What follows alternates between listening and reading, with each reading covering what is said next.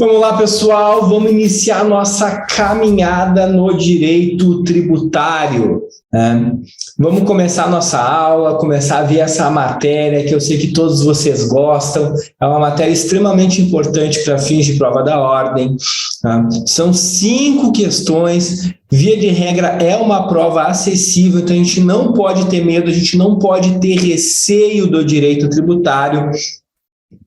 Sei que às vezes a gente sai com algum preconceito, a gente sai não muito feliz com o direito tributário da faculdade, mas para a prova da OAB, eu sempre falo para o meu aluno que acertar uma de civil, processo civil penal, processo penal trabalho, tem o mesmo peso que acertar uma de direito tributário, tá? E se a gente for pegar a quantidade de matéria que cai na prova de direito tributário e comparar com civil, processo civil, toda a área do penal, nós vamos chegar à conclusão que cai bem menos matéria no direito tributário do que nessas outras áreas, tá, pessoal? Então, vamos se dedicar, vamos tentar olhar o direito tributário com outros olhos para que, no momento da nossa prova, a gente possa chegar muito perto ou se não gabaritar o direito tributário, porque é completamente plausível e possível a gente conseguir acertar as 5 questões de direito tributário, exatamente com a matéria que nós vamos ver durante as nossas aulas.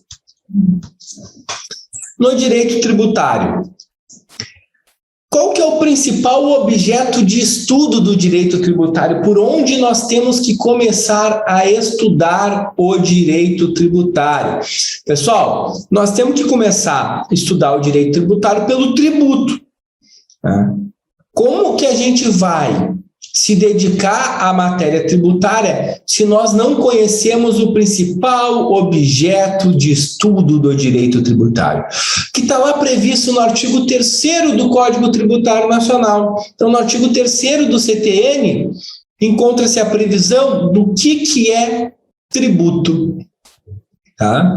E o que fala o artigo 3º? A gente pode dividir o conceito de tributo para melhor entender em 5 partes. Então, 5 partes a gente divide o conceito de tributo. Inicia o artigo 3º do CTN falando que tributo é prestação pecuniária compulsória. Tá? Então, prestação pecuniária, dinheiro, bufunfa, money. Tá? Quando a gente está falando de tributo, a gente está falando de dinheiro, né? Do faz-me rir, uma coisa boa, legal, tá? Então, prestação pecuniária compulsória. Por que compulsória, pessoal? Porque é obrigatório. Tributo a gente paga porque nós somos obrigados. Ninguém fica feliz quando recolhe um tributo. Falar de um tributo que eu sei que todos vocês conhecem, imposto de renda. Daí a pessoa que tem imposto de renda retido na fonte, ela fica feliz na hora de olhar o seu contra-cheque e verificar o valor de imposto de renda retido na fonte? Claro que não. Se não fosse compulsório, a gente não pagaria. Essa é a realidade. Eu sempre brinco. Nesses mais de 10 anos que eu atuo com direito tributário, eu nunca vi chegar no escritório um cliente e dizer assim: doutor, hoje eu estou feliz, eu estou contente, eu estou empolgado. Mas por quê? O que aconteceu? Porque hoje eu paguei um tributo. Olha a minha felicidade. Eu estou tão contente que hoje foi dia de pagar tributo. Não, pessoal, ninguém gosta disso. Essa é a realidade. Ninguém quer ficar pagando tributo. Então, se não fosse compulsório, a gente não pagaria. Inclusive, mesmo sendo compulsório, tem um monte de sonegação. E a gente não precisa pensar nas grandes empresas quando a gente fala de sonegação. A gente pode pensar naquele nosso amigo, que eu sei que vocês não fazem isso, que vai lá nos free shops, né, do Uruguai, na fronteira do Uruguai, e quando atravessa, estoura a cota e não declara. E era compulsório, ele tinha que declarar, ele tinha que pagar, e ele não fez isso. Ou pensar na nossa amiga que vai para Miami e volta cheia de malas, chega no Brasil e não declara. Era compulsório, ela tinha que declarar e tinha que efetivamente pagar, tá? Mas ela não fez. Então, mesmo sendo compulsório, muitas vezes a gente deixa de fazer. Segundo trecho do conceito, em moeda ou cujo valor nela se possa exprimir. Tá? Essa primeira parte em moeda, a doutrina critica, todo mundo, na verdade, faz essa ponderação, porque se a prestação pecuniária, ela é em moeda. O que nos interessa? O segundo trecho deste conceito, tá? O segundo trecho que fala cujo valor nela se possa exprimir. Por quê, pessoal? Porque para ser tributo, nós temos que obrigatoriamente conseguir expressar em moeda o valor da cobrança. Tá? Na época da CESP, que a CESP organizava a nossa prova, caía muito isso. Por quê?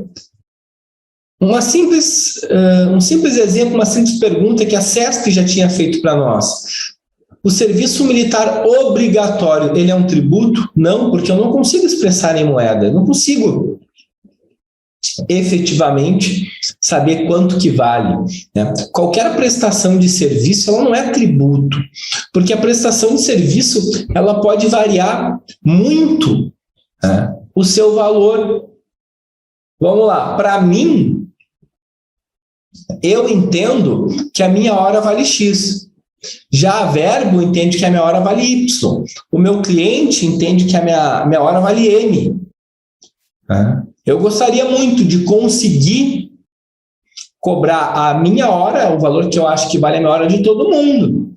Tá? Então, a prestação de serviço, ela causa essa diferença, na verdade. Tem como a gente colocar que prestação de serviço é tributo. Tá? Mas importante, uma das matérias que mais caem, o conteúdo que mais cai na prova da ordem, e até na última não caiu, então tem grandes chances de cair na nossa próxima, é a suspensão, extinção e exclusão do crédito tributário. Quando a gente estudar o artigo 156 do CTN, as causas de extinção, a gente vai ver que não tem previsão para a prestação de serviço. Mas o último inciso, o inciso 11, ele fala da ação em pagamento de bens imóveis. Por que da ação em pagamento de bens imóveis eu consigo extinguir? Porque eu consigo expressar em moeda o valor de um imóvel. Né? Quanto que é o valor de um imóvel? Olha, 500 mil, a gente consegue fazer uma avaliação por diversos corretores, né? Então diversas pessoas autorizadas, e expressar em moeda. O tributo, ele não constitui sanção por ato ilícito. De novo, isso também era muito questionado lá na época da CESP. A FGV ainda nunca nos questionou isso, mas é uma excelente pergunta. Ela nunca questionou para fim de prova da ordem, já questionou em concursos públicos. Quando a gente paga o tributo, a gente fica com aquela sensação que foi retirado algo da gente. Vamos de novo falar do imposto de renda. Chega o contra-cheque, tu olha, imposto de renda.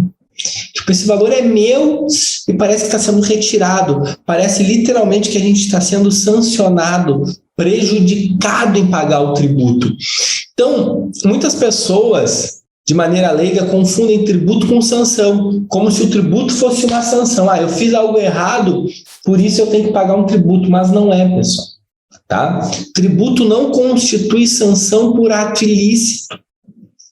Vocês, que eu sei que gostam muito de direito penal, nunca vão ver uma sentença penal dizendo, condeno a 25 anos de reclusão em regime fechado, mais o pagamento de imposto de renda, IPI, ICMS, PIS e COFINS. Não, tá? Porque tributo não constitui sanção por ato ilícito. Então, pessoal, quando a gente paga um tributo é porque a gente realiza o fato gerador desse tributo. Não é porque a gente foi penalizado.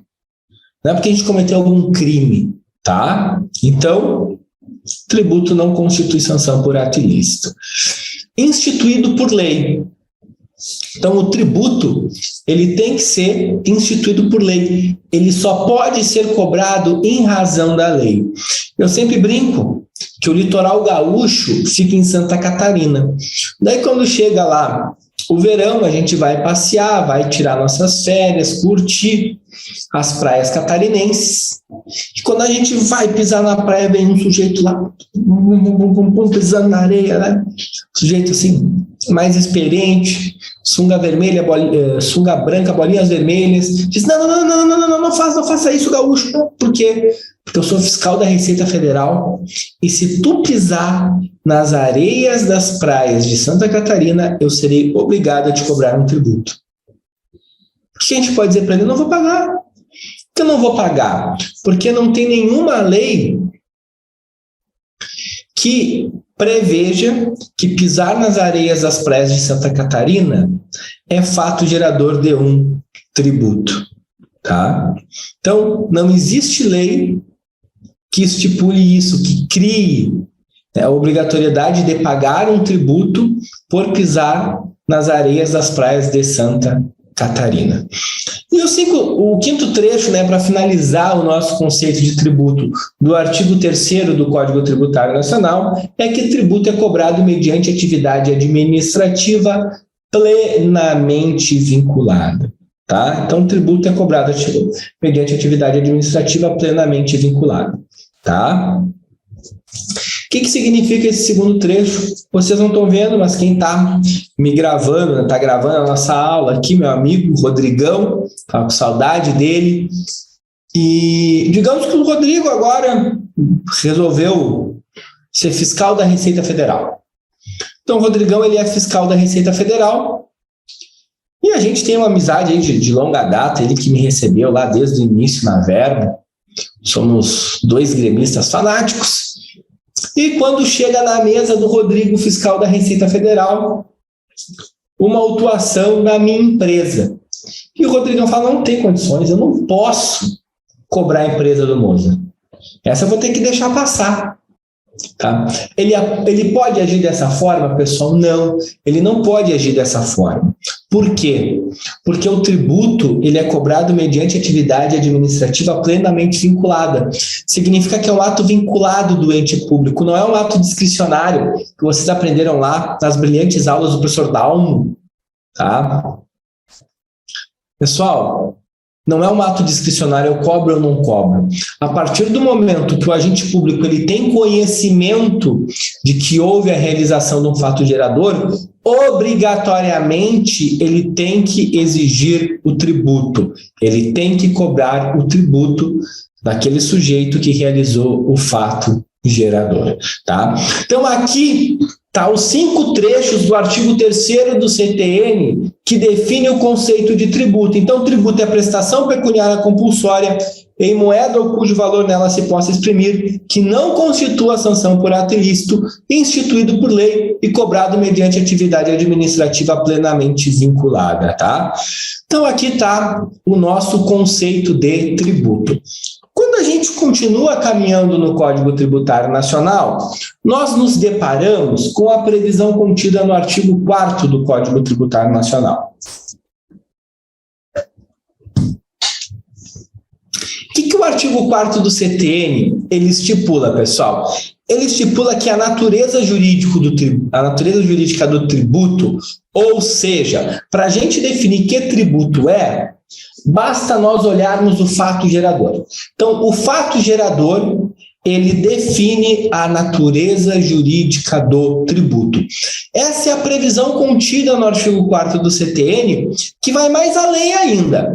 Fala que para definir a natureza jurídica do tributo, não interessa a denominação e características legais do mesmo, bem como não importa a destinação legal do produto arrecadado. Vamos lá. Então, não interessa como a lei chamou e as características que a lei trouxe daquele tributo. O que interessa é o fato gerador. E também não interessa para onde está indo o valor que foi arrecadado com aquele tributo. Mas, pessoal, aqui nós temos que ter um cuidado checando a nossa prova. Se a pergunta for de acordo com o CTN, de acordo com o Código Tributário Nacional, se nós tivermos uma pergunta assim, a gente realmente pode responder que não interessa, né, a destinação legal do produto arrecadado, não interessa a denominação e características legais. Agora, pessoal, para nós chegarmos à quantidade de espécies tributárias que a FGV exige na nossa prova, que é com base na classificação do Supremo, né? Que diz que tem como pilar, como suporte, a Constituição Federal. Obrigatoriamente nós teremos que levar em consideração a destinação legal dada ao produto arrecadado, tá? Senão a gente não chega na classificação tributária que a FGV vai nos cobrar. Então, se a pergunta for de acordo com o CTN, não precisa. Mas para nós chegarmos na quantidade de espécies tributárias que a FGV nos exige, obrigatoriamente nós teremos que levar em consideração, né, a destinação que está sendo dada ao produto arrecadado.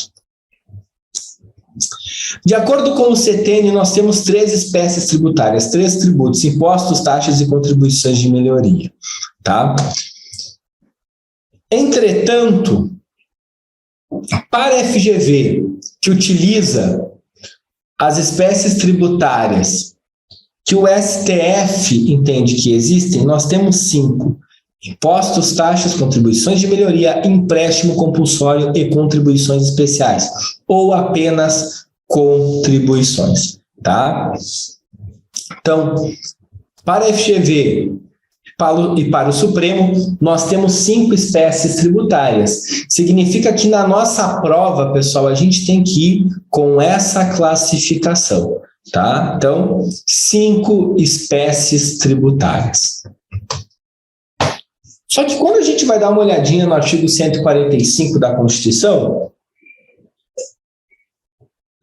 novamente a gente nota que se repetem essas 3 espécies tributárias: impostos, taxas e contribuições de melhoria. Pessoal, o artigo 145 fala: União, Estados, municípios e Distrito Federal podem instituir os seguintes tributos: impostos, taxas e contribuições de melhoria. O que acontece? Significa que só existem esses 3 tributos? Não, a gente viu que existem os empréstimos compulsórios e as contribuições especiais, tá? Mas o que nos interessa esses 3 tributos específicos? Eu vou ensinar um macete para vocês. A gente pode dizer, né, que esses são os 3 tributos que são padrão, tá? Que seguem a regra. Qual regra, pessoal? Instituído por lei ordinária e todos os entes públicos podem instituir, tá? Então, gravem, esses 3 tributos, eles podem ser instituídos por lei ordinária e todos os entes públicos podem realizar a sua instituição, tá? Então, isso que nos interessa saber, que União, Estado, Município e Distrito Federal pode instituir impostos, taxas e contribuições de melhoria. Vamos passar a estudar agora a primeira espécie tributária, são os impostos. E aqui a gente já tem que ter um cuidado, porque é um pega-ratão que cai muito na nossa prova, tá? Nós não podemos confundir impostos com tributos. Tributo é gênero, imposto é espécie, tá? Então, imposto é uma das espécies tributárias. Então, a gente não pode utilizar imposto como sinônimo de tributo. Muitas vezes, não é imposto que a gente está se referindo. A gente está se referindo a uma contribuição, a uma taxa. Então, nós temos que ter muito cuidado. Impostos são uma espécie de tributo. Nós temos mais 4. Tá? Então, às vezes, a gente escuta notícia é o que mais é. Porque o problema no Brasil são os impostos. Né? Como a gente pode ver, o PIS, COFINS, ICMS, IPI, como assim? PIS, COFINS são contribuições. O problema na importação no Brasil são os impostos. De novo, incide PIS e COFINS, incide taxas nas importações. Então, a gente não está se referindo a impostos, nós estamos nos referindo a tributos. Então, nós temos que ter cuidado. Tributo é o gênero, imposto é a espécie. Outro erro muito comum, muito normal. tá? É nós falarmos, eu pago imposto e eu tenho direito à saúde, à educação, à segurança. Olha aí, eu pago o IPVA e as ruas estão esburacadas, tá? Aqui nós temos alguns erros nessa frase. Ou quando tem aquelas pessoas que ultrapassam o motorista e dizem, tu acha que tu está pagando 2 IPVA, se aquele motorista que anda nem na faixa da esquerda nem na da direita, anda na faixa do meio. Eu sempre costumo brincar que motorista indeciso, ele vai ali, para não bater em nenhum dos lados, ele vai na faixa do meio, tá? Tudo está errado, pessoal. Aquele primeiro exemplo está errado completamente, porque IPVA é um imposto estadual e todos os impostos, eles são não contraprestacionais. Significa que nós pagamos e não recebemos absolutamente nada em troca, tá? Então, a gente paga e não recebe nada em troca do ente público. Então, é não contraprestacional, significa que o ente público, ele não tem nenhum dever conosco pelo recolhimento do imposto que nós estamos realizando. Então, assim, pessoal, eu pago imposto e o SUS está um caos. Bem, tu tem direito ao SUS, tem direito à saúde, pelo artigo 5º do texto constitucional. E não por pagar imposto, tu tem direito à saúde por ser cidadão. Tá? Então, a gente tem que ter esse cuidado. Inclusive, os impostos estão sujeitos ao princípio da não afetação ou não vinculação. O que é isso? O valor recolhido com os impostos, ele entra nos cofres públicos e ele não tem nenhuma vinculação específica, ele não é afetado.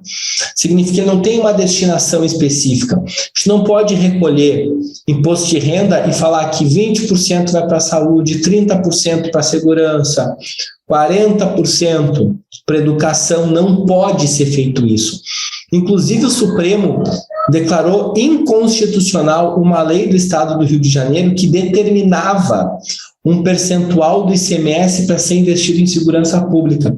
Se a gente pensar, se a gente fizer a análise dessa lei, né, do âmbito social, é uma lei espetacular, uma baita lei, porque ela está dizendo que um percentual do ICMS vai ser utilizado para custear a segurança pública, logo no Rio de Janeiro, que tem tantos problemas de segurança pública.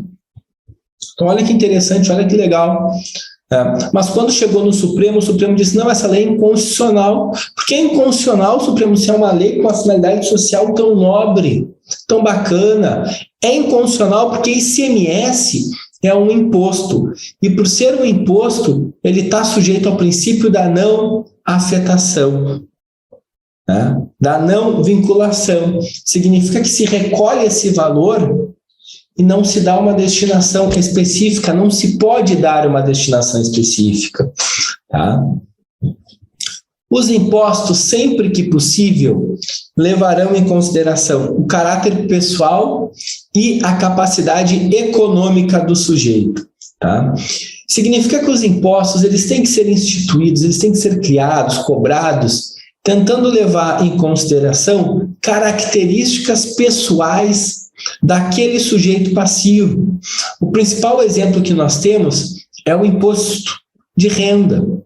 Tá? Então, eu levo em consideração o acréscimo patrimonial daquele sujeito para que eu possa efetivamente cobrar o imposto de renda.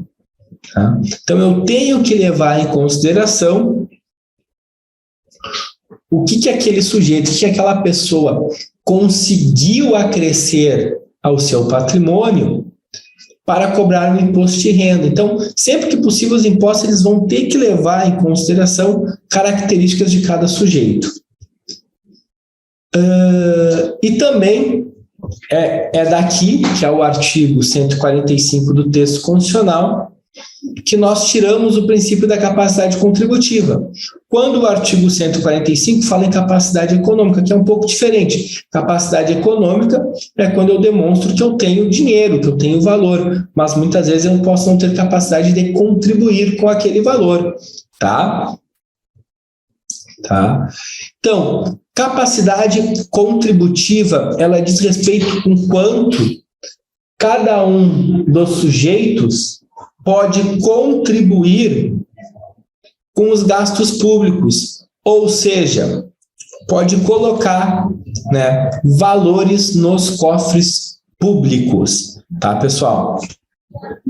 Então, eu demonstro a minha capacidade contributiva a partir do momento que eu exponho quanto eu consigo contribuir, né, com os gastos públicos, realizando recolhimentos, né, tributários. Então, a partir desse momento, eu estou demonstrando a minha capacidade contributiva. Da onde que a minha capacidade contributiva ela foi retirada? Do artigo 145. Então, o princípio da capacidade contributiva ele é retirado do artigo 145 do texto constitucional. Como a gente já viu, se os impostos eles são não contraprestacionais, não existe uma contraprestação por parte do ente público, obviamente os impostos independem de atuação estatal, tá?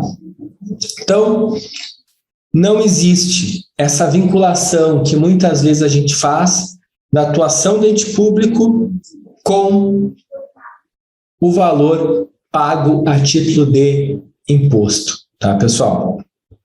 Então, não tem nenhum tipo de vinculação. Nós pagamos os impostos porque realizamos o fato gerador e nós temos direito à saúde, educação, lazer, segurança, por serem direitos fundamentais previstos no artigo 5º do texto constitucional.